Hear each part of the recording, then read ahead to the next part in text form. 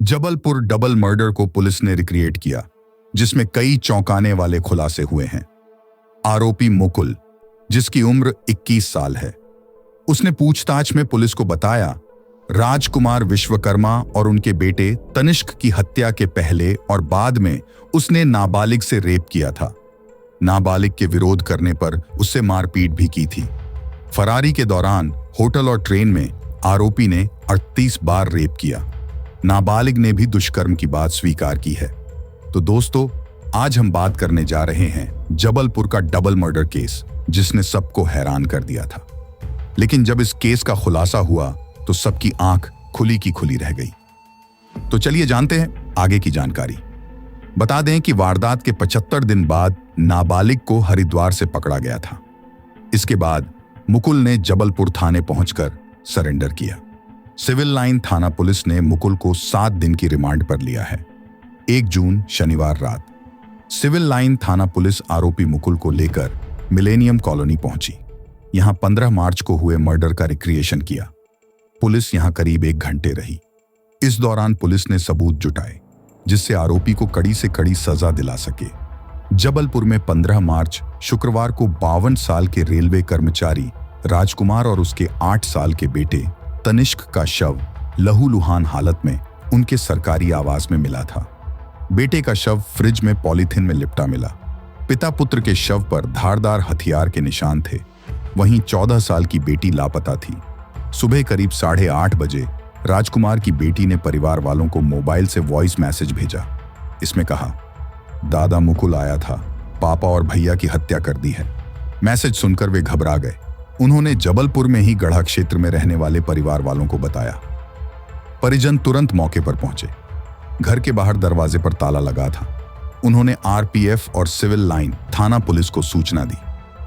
आरोपी मुकुल सिंह ने 14 मार्च की रात तक राजकुमार और तनिष्क की हत्या की पूरी तैयारी कर ली थी। प्लान के मुताबिक मुकुल हत्या का पूरा सामान रात 10 बजे के बाद राजकुमार के बाथरूम में रखा, फिर देर रात तक इंतजार करने लगा। करीब रात 3:30 बजे मुकुल राजकुमार के घर में घुसा। उस दौरान वे और उनका बेटा सो रहा था, जबकि लड़की जाग रही थी। घर में घुसने के बाद मुकुल ने नाबालिग से रेप किया, फिर उसी के कमरे में बैठा रहा।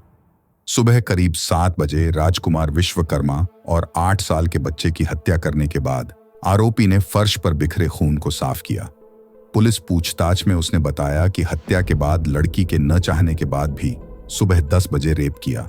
इसके बाद प्लान के मुताबिक वह घर से निकला और स्कूटी लेकर कॉलोनी से बाहर आ गया। थोड़ी देर बाद लड़की भी बाहर आ गई। मुकुल नाबालिग को लेकर कटनी पहुंचा। यहां से बस से इंदौर पहुंचा। 16 मार्च को इंदौर के होटल में रात बिताई। यहां भी उसने नाबालिग से रेप किया। इसके बाद इंदौर से पुणे, गुवाहाटी, शिलांग, बिहार, चंडीगढ़ और मुंबई के होटलों में रुककर फरारी काटी। पुलिस पूछताछ में यह भी पता चला है कि आरोपी ने कई बार नाबालिग के न चाहते हुए रेप किया। मुकुल उसी ट्रेन में बैठता जो स्टार्ट टू एंड रहती थी, यानी ट्रेन जहां से शुरू होती लास्ट में वहीं जाकर रुकती। वह हरिद्वार और अमृतसर के लिए सफर करता था। वह ट्रेन के टाइम से 2 घंटे पहले ही स्टेशन पहुंच जाता था। खाली ट्रेन में मौका पाकर उसने नाबालिग से कई बार रेप किया। बस में सफर के दौरान मुकुल जंगल में ही उतर जाता था। यहां भी वह रेप करता। सिविल लाइन थाना प्रभारी धीरज राज ने बताया कि परिजनों ने जब लड़की से बात की तो उसने दुष्कर्म की बात स्वीकार की। पुलिस ने आरोपी के खिलाफ पॉक्सो, रेप और अपहरण के तहत मामला दर्ज किया है। मुकुल के पास जब तक पैसे थे वह लग्जरी होटल में रहा, आराम के दिन काट रहा था। इसके लिए वह नाबालिग के पिता के खाते से रुपए निकाल रहा था।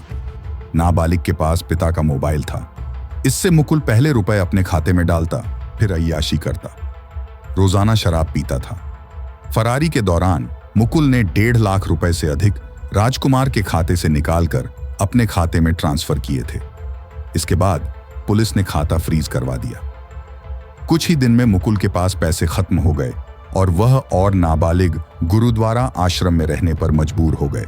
नर्मदापुरम जिले के पिपरिया में रहने वाले मृतक राजकुमार के भाई बाबू विश्वकर्मा परिवार के साथ जबलपुर में हैं। वे भी पुलिस के साथ घटनास्थल पर मौजूद रहे। बाबूलाल का कहना है कि आरोपी को कड़ी सजा मिलनी चाहिए। उसे ये भी नहीं दिखा कि 8 साल के मासूम बच्चे को मार रहे हैं। इस दोहरे हत्याकांड में मुकुल अकेला नहीं, बल्कि और भी कई लोग शामिल हैं। सीबीआई जांच होगी तो कई और लोग भी सामने आ सकते हैं। तो इस घटना को लेकर आपकी क्या राय है? अपनी कीमती राय कमेंट जरूर करें।